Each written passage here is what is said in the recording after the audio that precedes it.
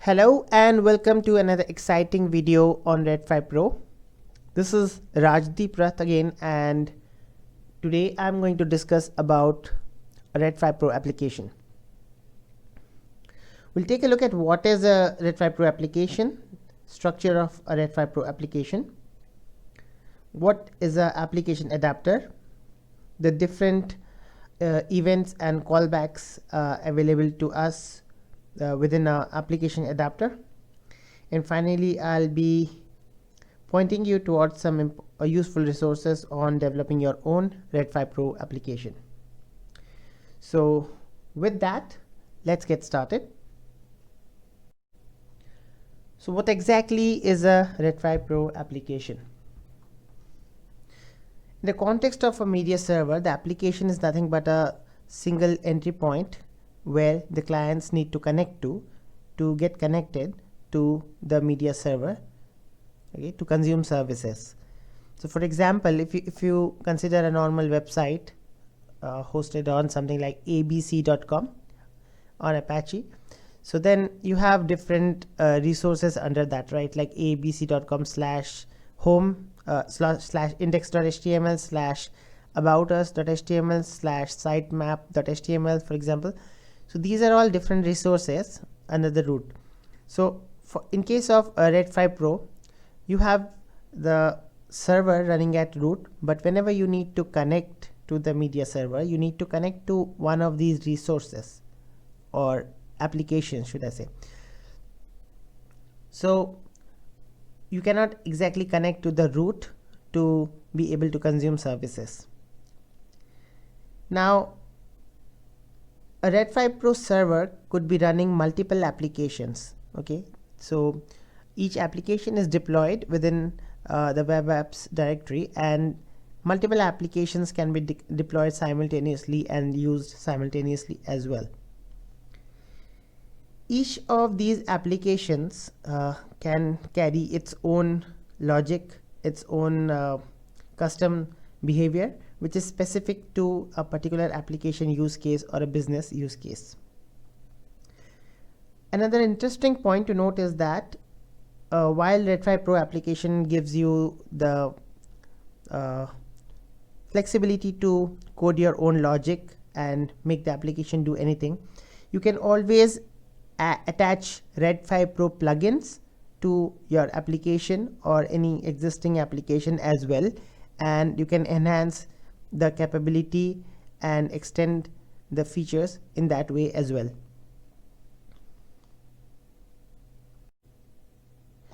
So now let me show you the Red5 Pro application structure.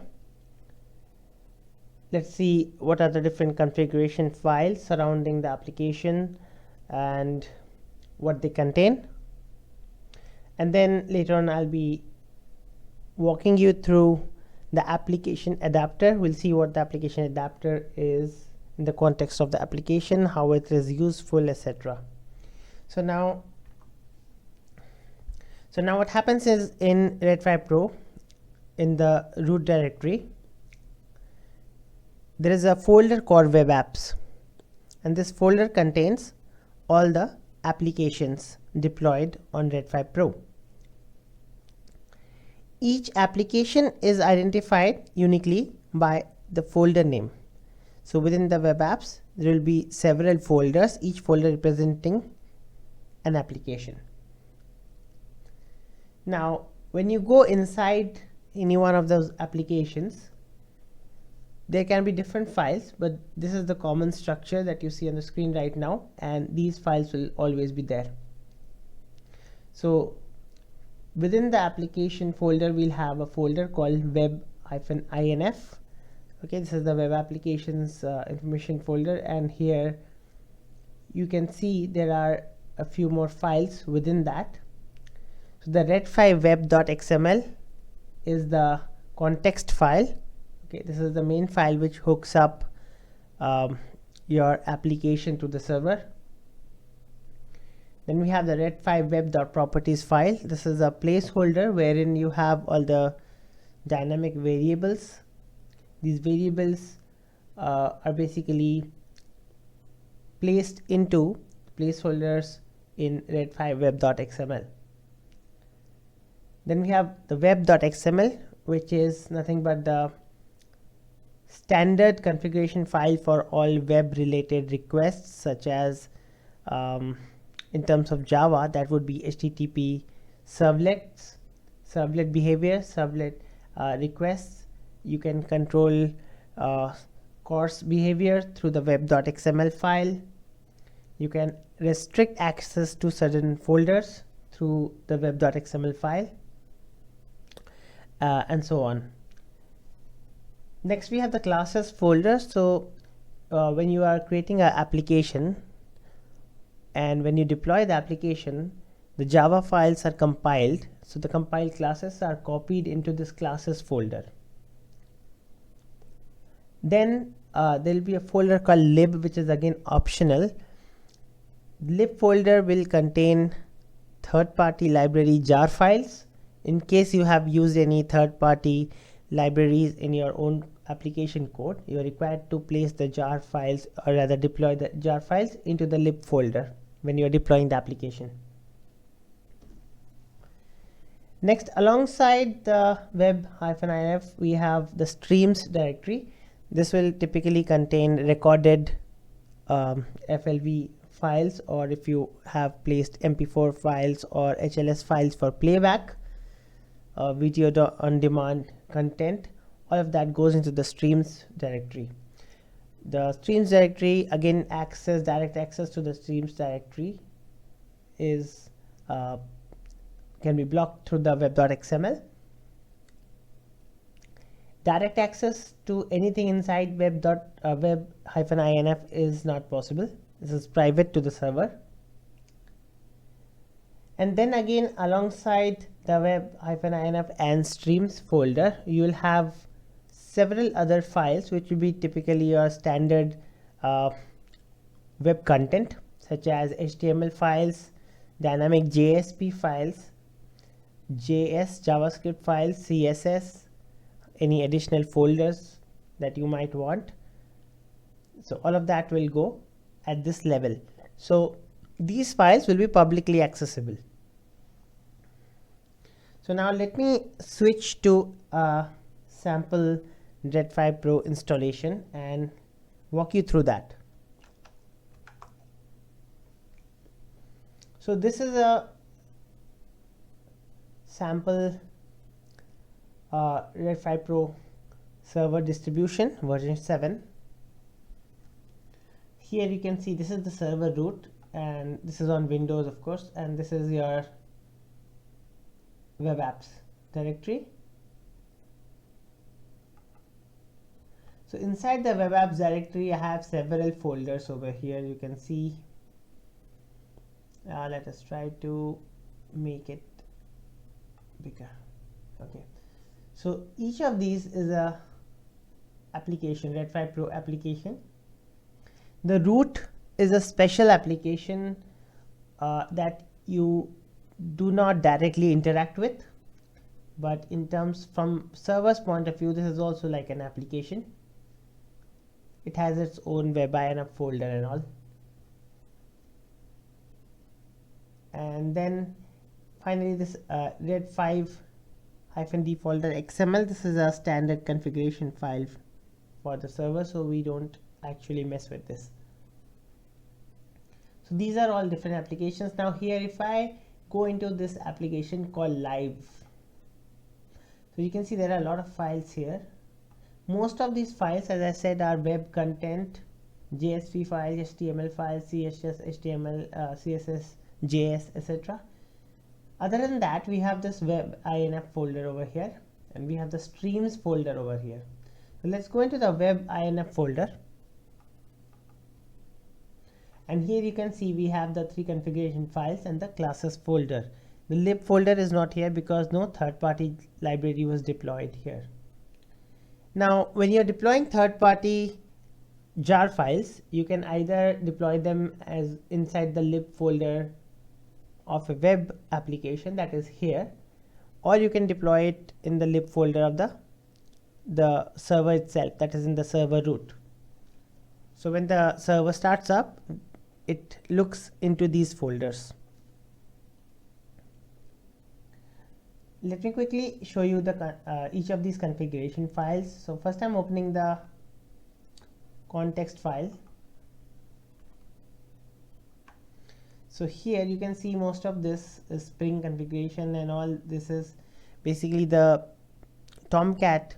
Red 5 Pro is based on Tomcat, okay, and that mostly uses Spring for managing its configuration. So most of this is Spring configuration stuff.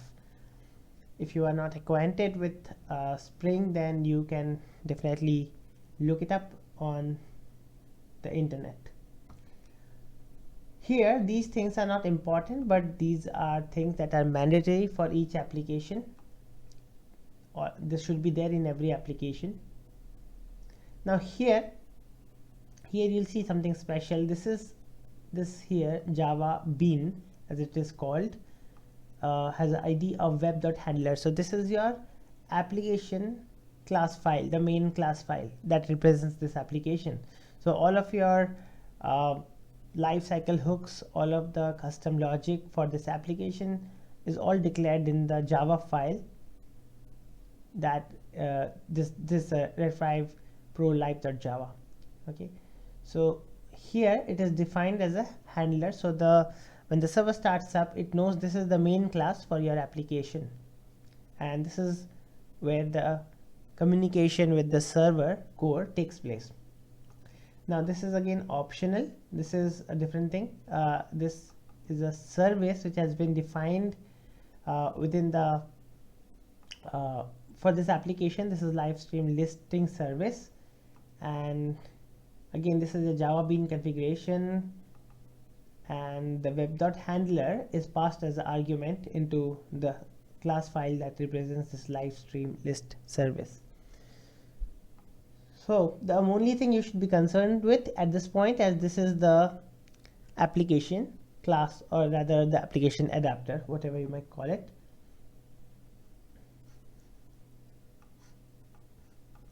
Next, this is the Red 5 web.properties file, as I said. So we have here two properties. One is called web.contextPath and another is called web.virtualhost. So you do not need to know about the second one, but the first one, this represents the application's name. Okay, so this here /live is actually slash and then the application name. Whatever is the folder name is the application name. The same thing should come over here.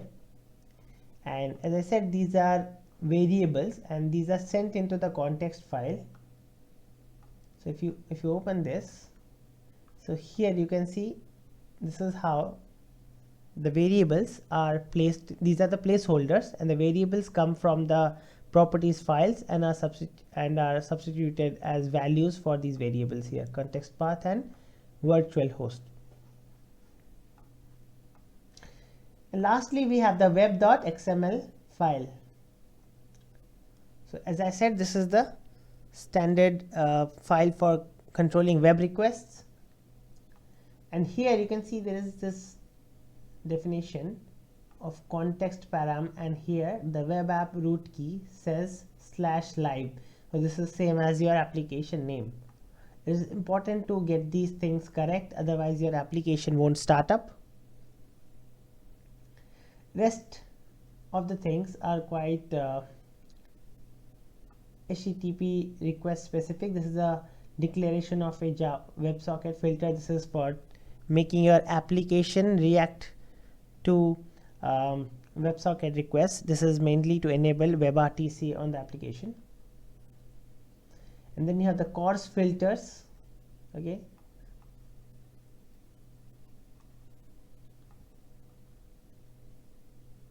and even if you have your own, these definitions are just standard to Red 5 Pro. These are important. Okay, this is telling you that this application supports HLS requests, and these are some custom servlets defined here. So even if you are creating your own Java servlet, this is where you will be defining your servlet. So this is the web.xml web request handler configuration file.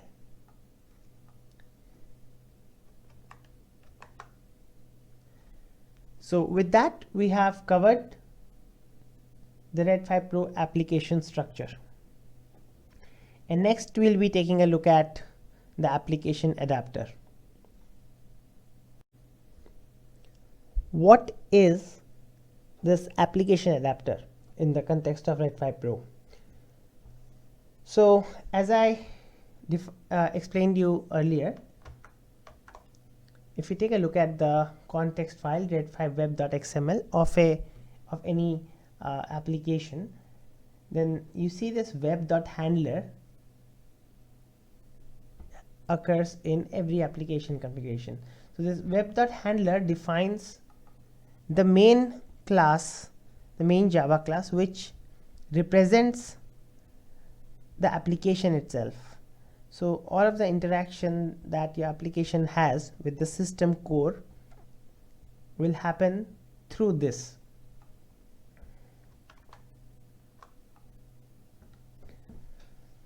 So in a gist, I would say that the application adapter works as a delegate, okay, and it, on the behalf of the application, this application adapter class talks to the Red 5 Pro core. It is defined through the Red 5 web.xml context file, as we just saw, and the application adapter has a lot of a few callback methods that are defined there, and you can override them as well, and they help you capture the different events that happen with respect to your application inside the server core. If you're creating a chat application, a conference, or some kind of a pay-per-view application, so all of these different kind of applications might require custom logic, okay. So this is not exactly a streaming application purely. There might be a lot of data interaction, a lot of administration, and so on. So you might need to write a lot of Java code in order to get that done. So the application adapter is where you write that code, okay. So application adapter is what you use to implement your custom logic.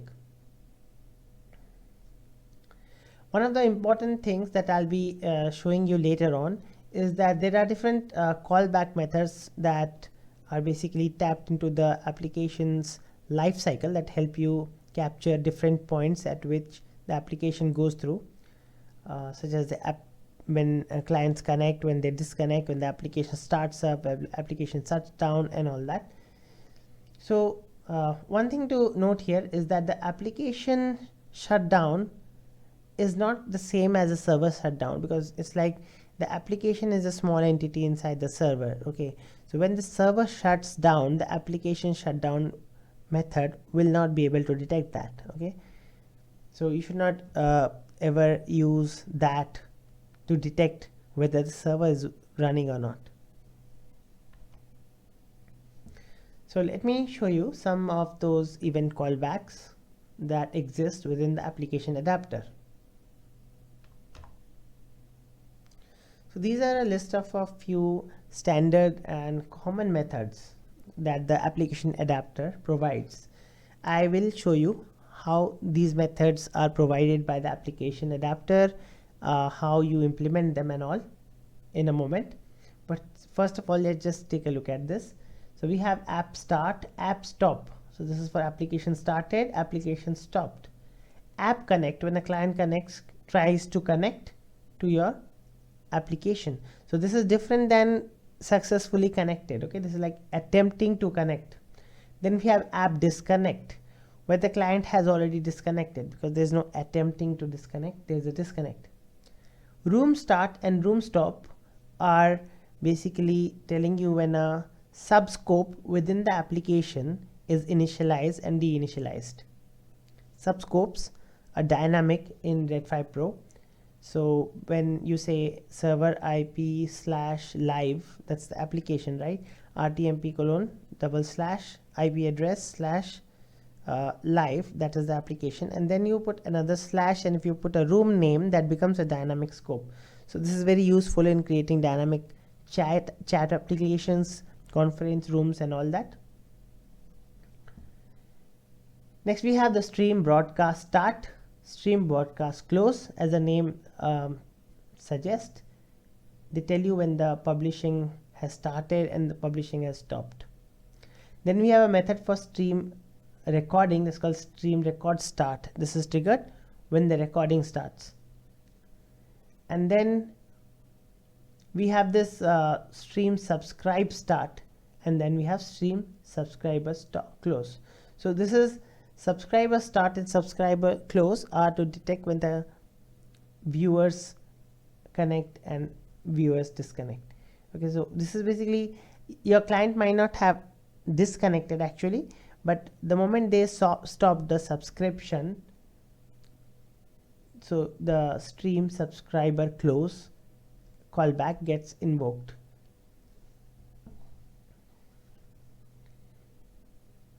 Now let me jump into the Eclipse IDE and let me show you exactly what the application adapter looks like, where it comes from, how the methods are laid out, and how you can use them. So here I have my Eclipse IDE fired up, and I have a sample Red 5 Pro application loaded into it, and most of these code snippets are available on GitHub, and towards the end I will show you how can you access these resources to make things more helpful for you. So here, if you see, this is a, I hope you are acquainted with Java basically to some level, otherwise you should definitely take a short Java course to help understand this, because without basic understanding of Java you'll definitely find it harder. So here we have a definition of a public class. This application can be anything, and here it extends, if you see, it extends multi-threaded application adapter. So this is the core class that comes from Red 5 Pro core, and that is what does the actual magic and enables your application with whatever it needs to interact with the server, okay, or whatever it needs to become a valid application.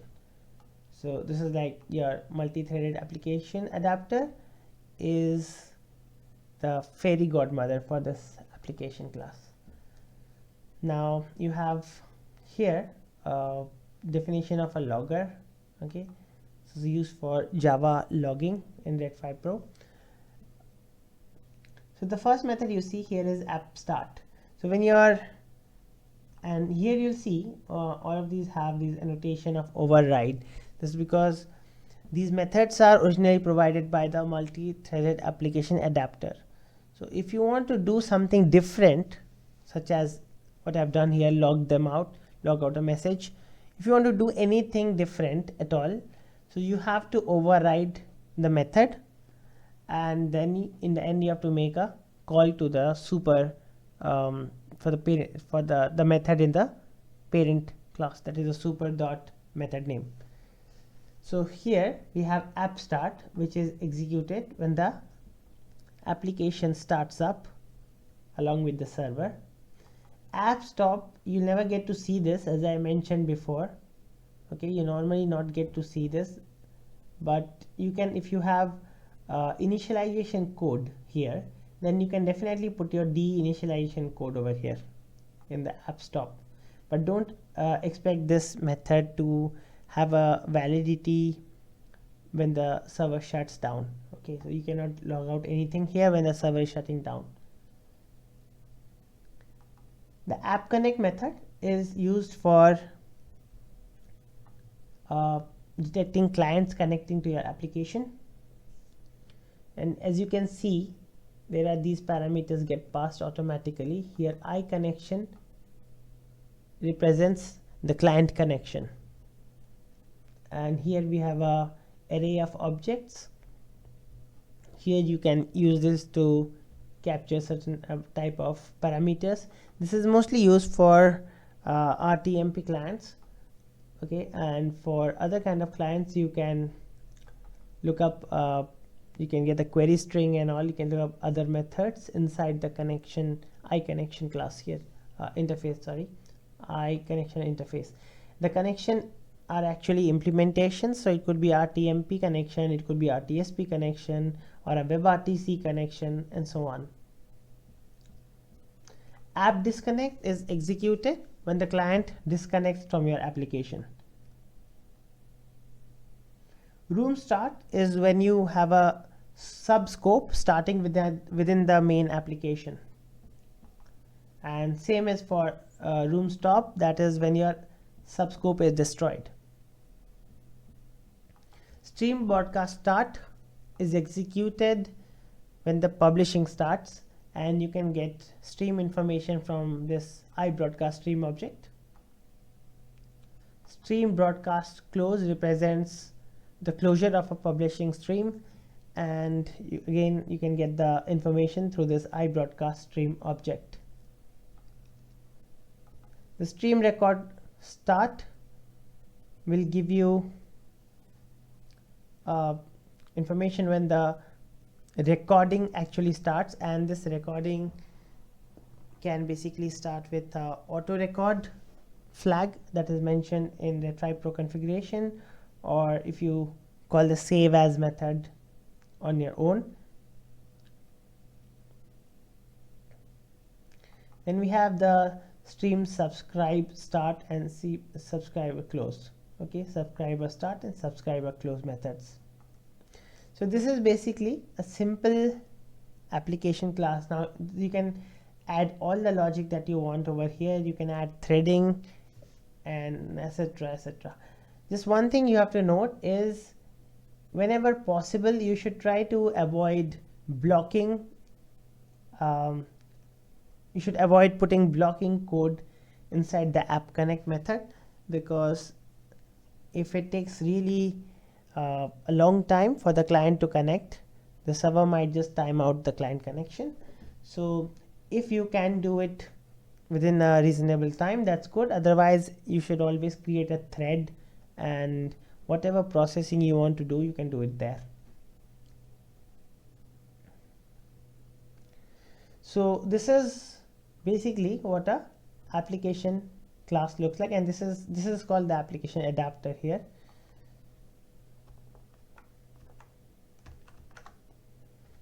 So that's all about the application adapter event callbacks. And now let's take a look at some resources on creating your own Red5 Pro application. So now that you have a good idea of what a Red5 Pro application is, what it looks like, what are the different configuration files surrounding a Red5 Pro application, you are now ready to move on to the next stage, that is developing your own Red5 Pro application. So in this section I'll be pointing you to valuable resources that you can use to get started with Red5 Pro application development.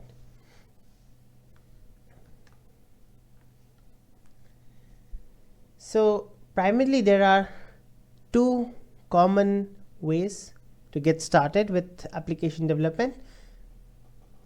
The first one is using the official Red5 Pro resources, that is the Red5 Pro developer series, as well as miscellaneous documentation on various subjects of server-side programming.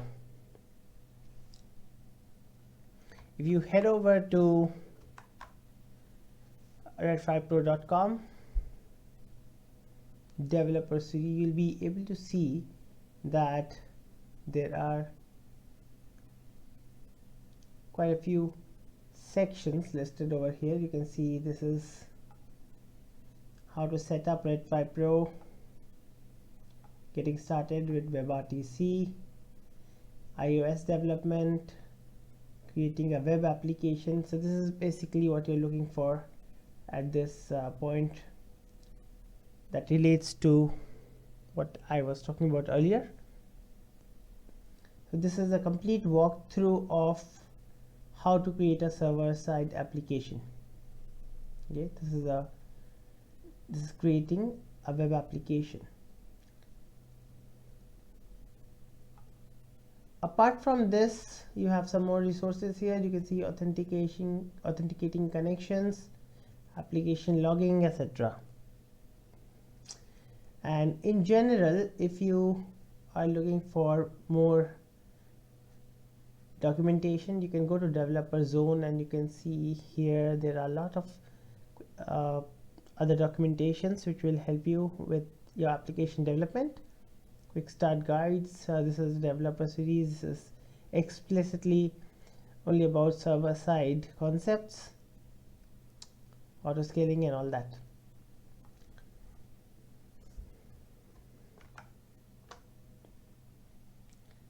So this is the official channel for getting started with application development.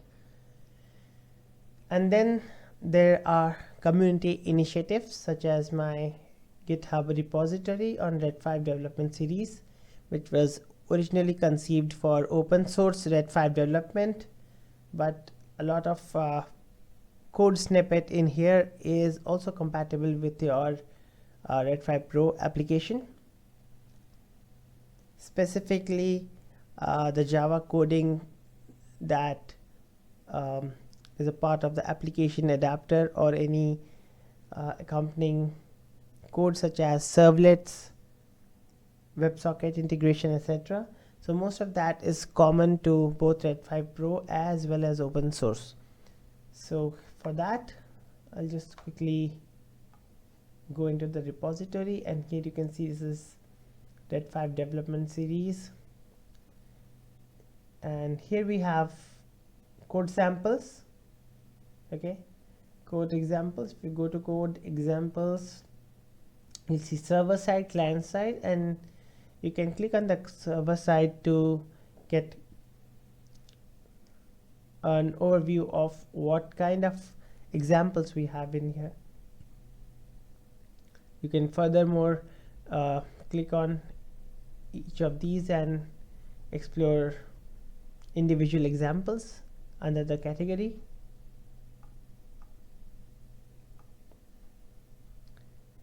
And you can also go into this index over here and read a bit about Red 5 programming in general, Java side programming.